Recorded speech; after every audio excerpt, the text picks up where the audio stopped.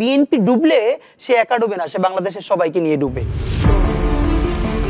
BNP যদি ডুবে তাহলে তারা একা ডুববে না, গোটা বাংলাদেশকে নিয়েই ডুববে। বিএনপির পরাজয় কখনো তাদের একার ছিল না, এটি সমগ্র জাতির ছিল, যেটা ১/১১তেই প্রমাণিত হয়েছে। ১৫ সেপ্টেম্বর গণমাধ্যমে দেওয়া এক সাক্ষাৎকারে বিএনপির বিরুদ্ধে অভিযোগ করেন ইনকিলাব মঞ্চের মুখপাত্র ওসমান হাদি।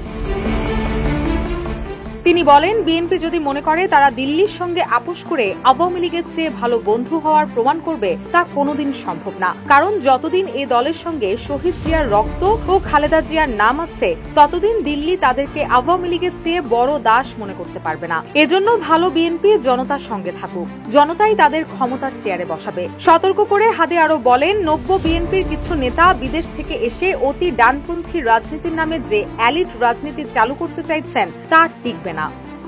রুশা সুর, নিউজ ডেস্ক, ইত্তেফাক।